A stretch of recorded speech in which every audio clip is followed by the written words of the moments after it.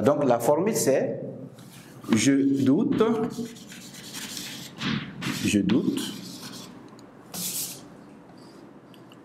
donc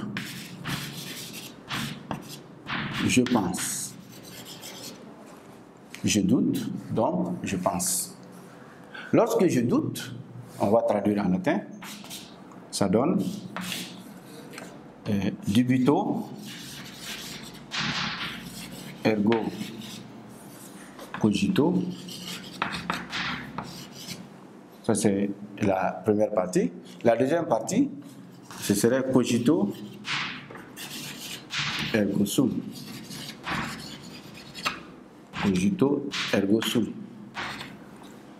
Je doute, je suis.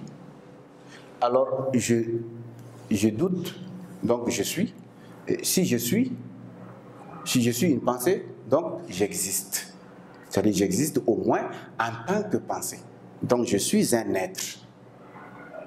C'est là le point de départ de mon existence, en réalité. Je prends conscience de mon existence nécessairement après avoir poursuivi le processus du doute. En fait, c'est le doute qui m'amène à une première certitude qui est celle du cogito, à savoir que je suis un être pensant, ou encore une chose qui pense, c'est-à-dire res cogitare. Une chose pensante, ou un être pensant, c'est-à-dire au moins j'ai la certitude que je suis au moins une pensée. Ça au moins c'est vrai, c'est incontestable. Aucune pensée ne peut remettre cela en cause. Alors donc je sais que moi en tant qu'être, en tant qu'existence, commence à partir de la pensée. D'où l'attachement de Descartes à la philosophie, au point qu'il dit il vaut mieux ne pas vivre complètement les yeux, c'est vivre les yeux complètement fermés, que de vivre sans philosopher. C'est-à-dire, il vaut mieux ne pas vivre que de vivre sans philosopher. Si on ne philosophe pas, c'est comme si on a les yeux complètement fermés et qu'on ne cherche même pas à les ouvrir. C'est parce que la pensée est tellement importante, la pensée est tellement, entre guillemets, humanisante, que si l'on ne pense pas, c'est comme si on n'était pas du lot des humains. Et encore moins, on n'était même pas un être. Parce que c'est à partir de la pensée que le statut d'être se révèle chez l'homme. L'homme est homme parce qu'il pense, c'est-à-dire le cogito. Maintenant, je sais aussi que le processus du cogito que j'ai poursuivi jusque-là pour arriver à cette certitude, mais je dis le cogito est la première certitude. Première certitude. Incontestable. Je pense. Cogito veut dire je pense. Ce je pense-là, je sais que c'est le cheminement que j'ai effectué, le doute que j'ai fait de façon méthodique, de façon hyperbolique, de façon provisoire. Ce doute ne m'aurait pas permis d'atteindre mon objectif, qui est celui du cogito, si jamais mon esprit n'avait pas été encadré. C'est-à-dire si jamais quelqu'un n'avait pas veillé sur mon esprit, parce que tout au long du processus du doute, j'ai comme l'impression qu'il y a quelque chose qui veut me dérouter. C'est ce qu'il appelle le malin génie. Peut-être le démon, qui veut me dérouter, qui veut m'empêcher. C'est ça, toute opération de recherche de la vérité. On a l'impression que quelque chose d'autre que nous-mêmes essaie de nous dévier de notre chemin de la bonne voie. Et donc, c'est autre force, autre pouvoir extérieur à moi qui veille sur mon esprit et qui m'oriente.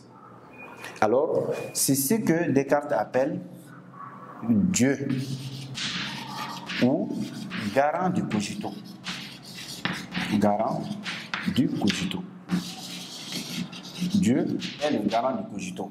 Sans l'aide de Dieu, sans l'assistance de Dieu, le malin génie allait avoir raison de ma conscience, allait avoir raison de ma pensée, allait me dérouter. Mon esprit allait perdre pied et n'allait pas atteindre la certitude. Donc Dieu, garant du cogito, m'amène par voie de conséquence à dire alors le premier être, le tout premier être, en tout cas au moins celui auquel mon esprit puisse accéder, c'est Dieu. Donc, être premier. Être premier. Dieu est l'être premier. Puisque il y a comme, c'est ce qu'on appelle chez lui la théorie du, je vais dire, des deux substances, le dualisme cartésien. C'est que je suis à la fois corps, mais esprit. Ce qui est sûr, le corps, comme je l'ai dit tantôt, ne peut pas accéder aux vérités totalement spirituelles qui concernent l'infinité divine. Donc nécessairement, il faut que l'autre dimension, qui est la dimension pensée, intervienne pour me permettre d'atteindre les vérités les plus subtiles, les vérités les plus, on va dire, précieuses, qui en réalité révèlent l'être. Alors, donc pour Descartes, si le doute m'a amené à avoir la certitude que je suis pensée et que ma pensée ne peut pas exister sans l'appui de Dieu, alors je comprends que l'être véritable c'est Dieu, et d'ailleurs Descartes s'évertuera par la suite à démontrer l'existence de Dieu. C'est là que il donne trois preuves de l'existence de Dieu, qui est comme ce Dieu qui est comme le trait d'union qui assure la jonction entre le res cogitaris extensia, c'est-à-dire le corps et l'esprit. C'est Dieu qui est comme le trait d'union, est comme le point de jonction entre ces deux. Mais en même temps, le rôle le plus important qu'il donne, c'est que sans Dieu, je ne peux atteindre aucune certitude. Donc Dieu est le garant du cogito. Les trois preuves qu'il donne de l'existence de Dieu, la première preuve est tirée, et il faut préciser tout de suite que toutes ces preuves-là s'appuient sur les forces de la raison. Comme je l'ai dit, un rationaliste parfait, convaincu. Les trois preuves ne sont pas tirées de la révélation, ni de la foi. Les preuves sont tirées de la raison. La première preuve s'appelle la preuve suffisante de l'idée du parfait. Cette preuve de l'idée suffisante du parfait consiste à dire que les choses, on a tous l'idée du parfait et d'infini. Cette idée que j'ai de la perfection, c'est une idée qui est mise à moi par Dieu. Puisque je ne suis pas parfait, pourtant j'ai l'idée du parfait. Cela suppose que quelqu'un d'autre que moi a mis en moi cette idée pour au moins que je sache que je ne me suis pas fait moi-même. C'est à peu près ce que représentent les marques sur les différents trucs que les gens inventent. Donc, par exemple, un Japonais invente une voiture, il prendra soin de mettre Made in Japan, c'est-à-dire produit fabriqué au Japon, donc marque japonaise. Exactement, l'idée du parfait, l'idée suffisante du parfait que nous avons en nous, n'est pas notre œuvre. Ça nous a été incorporé par le Créateur, par Dieu, pour nous prouver qu'il existe. La deuxième preuve est la contingence de l'homme en qui réside l'idée du parfait. L'homme qui a l'idée du parfait sait d'abord qu'il n'est pas parfait. Ça, on a l'idée du parfait, mais on sait qu'on n'est pas parfait. Ça prouve déjà que nous n'avons pas mis en nous cette idée du parfait. Nous ne sommes pas l'auteur de cette idée du parfait qui, pourtant, se trouve en nous en tant qu'idée et c'est clair dans notre tête. Chacun a l'idée de la voiture parfaite, de la femme parfaite, de l'homme parfait, du pays parfait, de la fleur parfaite. Chacun a une idée de tout ça. Mais on ne peut jamais se donner la maison parfaite. Voilà qu'on ne peut jamais trouver l'homme parfait. On ne peut jamais trouver la voiture parfaite. Pourtant, même les fabricants de voitures ont l'idée de la voiture parfaite, mais on ne peut jamais la produire. Parce qu'en réalité, cette idée du parfait n'est pas, disons, à notre disposition. Elle a été placée en nous par autre chose. C'est pourquoi nous n'avons pas de pouvoir, nous ne pouvons pas l'appliquer. Maintenant, la contingence, justement, fait que nous devons comprendre, nous, en tant qu'hommes, que malgré que nous ayons l'idée du parfait, d'abord, on ne peut pas se donner la perfection, malgré qu'on ait l'idée du parfait. Et puis, nous ne sommes pas infinis, nous sommes finis. Donc, nous savons que notre existence n'est pas une nécessité. Parce que la contingence, c'est le contraire de la nécessité. Un être contingent, c'est un être qui n'est pas nécessaire. Par exemple, j'aurais pu ne pas être. Ce jour aurait pu ne pas être. Et le Mali aurait pu ne pas être. Puisqu'il y a eu un temps où le Mali n'était pas. Il y a eu un temps où la terre n'était pas. Donc ça montre que l'existence de chacune des choses dans le monde, chaque chose particulière dans le monde aurait pu ne pas exister. Parce qu'il y a eu un temps où elle n'existait pas. Donc cela amène à comprendre que il a donc fallu nécessairement quelque chose, donc nécessaire par elle-même et qui a engendré les êtres non nécessaires.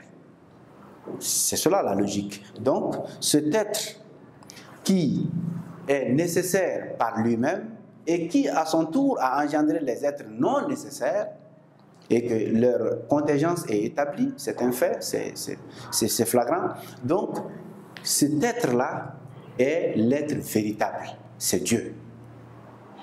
La logique, la raison même nous montre que Dieu est nécessaire par lui-même, parce que si quelque chose n'était pas nécessaire par lui-même, il n'y aura rien.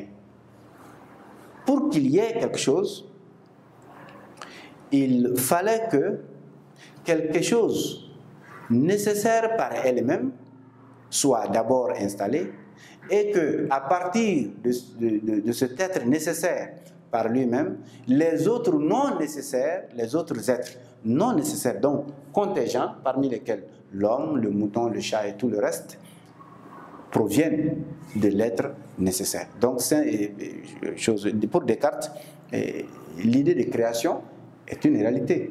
Les autres êtres du monde ont été créés par Dieu. Et donc l'être de base, l'être premier, l'être véritable reste Dieu. La dernière preuve, la troisième et la dernière, est appelée preuve ontologique. C'est-à-dire ce qui fait qu'une chose est en tant que telle. Qu'est-ce que Descartes veut dire? Que Dieu est déjà Dieu en tant que tel.